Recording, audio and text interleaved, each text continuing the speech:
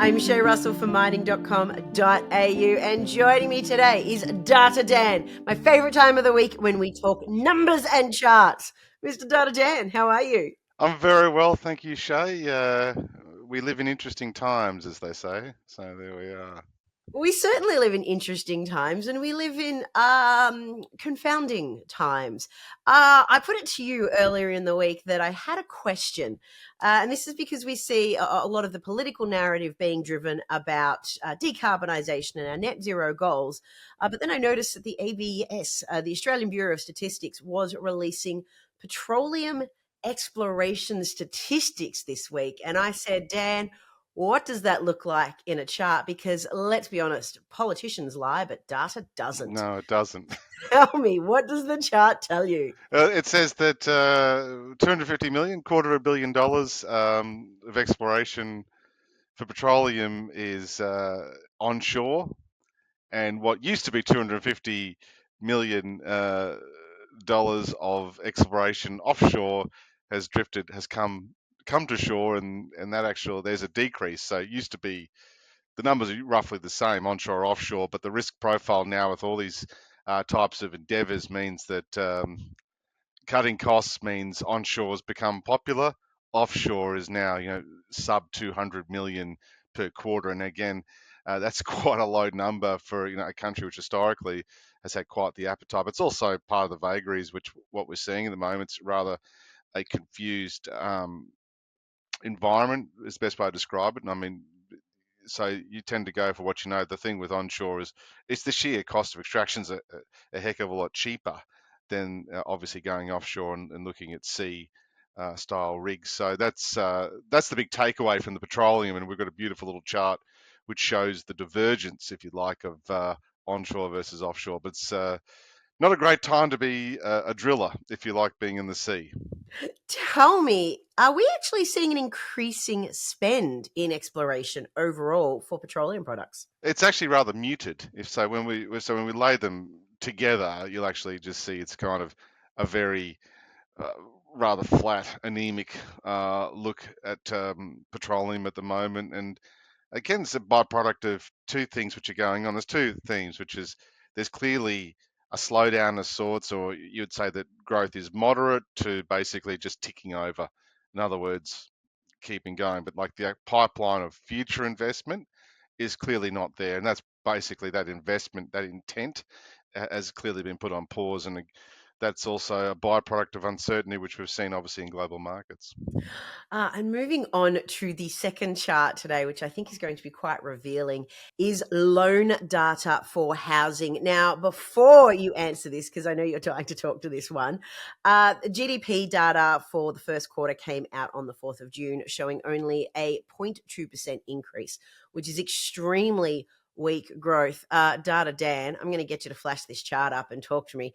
Where is our money going? Because it's certainly not driving the economy at the moment. Now, you'll find most of the GDP growth, and particularly that was also the last decade of the boom, 29 years of, was driven by government spending. Whoa. Government spending, of course, which is, of course, driven by government debt. So if you're to look at it in really broad terms, Australia is a houses and whole economy, and so the vagaries are this, that the APRA data, which shows the total loan balances of where the money goes, of who owns what, it's predominantly in housing. So it's in excess of $2.5 trillion of loans outstanding. So the interesting take out of this is that about of that $2.5 trillion, $1.5 trillion is for owner occupied. The other really is for housing investment, or getting close to about 750, $800 billion of investment loans for houses. Now, the next biggest item is business lending after housing, which is 2.5, 2.6, 2.7 combined. The actual loan balances for businesses are $1 trillion. So the big takeaway is that for all the money we lend to business, we lend roughly a similar amount for investment homes. So it basically means the productive part of the economy, doesn't really get much love compared to what housing does. And housing, of course, is at its very core, its function is to provide shelter. Clearly, it's an investment vehicle, but we've got this situation now where it's so expensive that innovation, the ability to actually take on debt or risk for a business, is greatly constrained. And that really is going to be a very, very interesting thematic to play out over the country for the next 3 years, particularly over the election cycle. Productivity is a major issue in this country.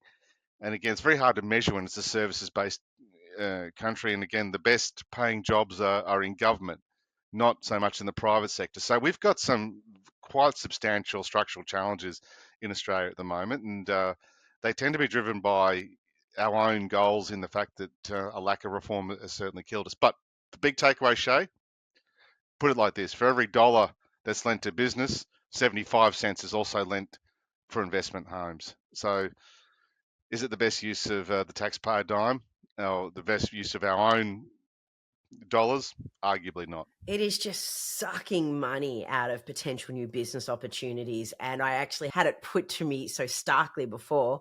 Listen, Dan, I don't know how you're going to top this chart next week, but obviously it is the first week of the month. What are you keeping your eye out on this week and going into next week? What can we tease people to look forward to? Well, we do have a bit of a lovely nugget. We've had all the trade data drop. Now, that'll be about 3 or 4 days of beautiful analysis of what's going where. Aluminium, I would say, I'm coming back to that again. Copper's another one. We've seen steel tariffs jump. So I really want to dig into, is the rest of the world just going, yeah. And we did a chart not so long ago which showed, that aluminum ores, for example, were going to the Middle East. So all those brand new cities they're building tend to have an Australian aluminum touch to them. So that's the big takeout, is basically the what flows out from the trade report. Again, we'll start to look at business confidence data, which is the second week of the month, typically, and consumer confidence data, which I expect that number to be definitely subdued. Um, there's clearly a structural theme now that confronts all Australians. The fact that uh, we're the beneficiaries of a great minerals boom over many business cycles. But what's happening now is the fact that our property policies are clearly creating an imbalance, and it's becoming quite stark now, where you've got people on good money, dual incomes, and can't actually afford to buy in a major capital city.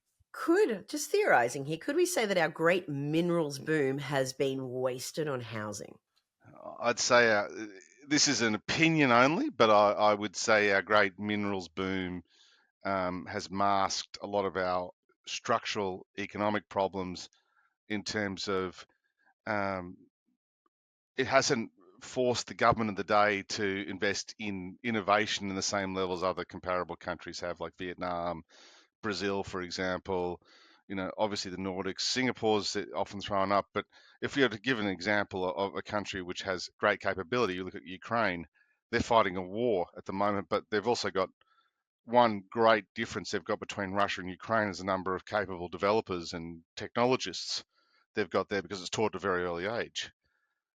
So they've got this take up of technology, and we've used Ukrainian programmers in the past in various forms like in businesses I've been involved with. So it's uh, there's starting to become capability gaps. Like it has, for example, that move away from the 80s into tertiary education yielded a lot of graduates with rather useless degrees, as opposed to people capable of taking on a business and growing it there. And again, if you look at the narrowness of the economy, where we might the mineral story masks a lot of the innovation, but the reason the trade report, and I talk about it so much, is we'll bust out a lot of good charts on it. The reason that is such a great report is actually a snapshot of what the private sector does.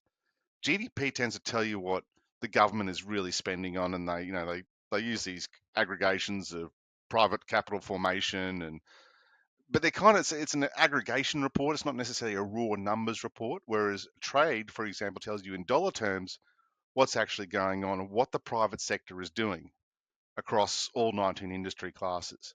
And so we'll definitely cherry pick a couple of the best and the boldest, and maybe even a shocker as well. But that's really at the core of so much of what we're doing at the moment, is that we don't really are prepared to have these debates in Australia about what the place looks like. The minerals or boom, for one of they provide rivers of gold for the budget, But is that necessarily, does it necessarily bring to the surface the glaring problem of some of our capability shortages? And I'd say arguably it doesn't. Listen, Data Dan, I'm going to have to leave today's conversation there, but I have written a note and I'm going to hold you to this that we are looking for the best, the boldest, and the shocker out of the trade report next week. Listen, mate, thank you so much for being here. No worries. Thank you.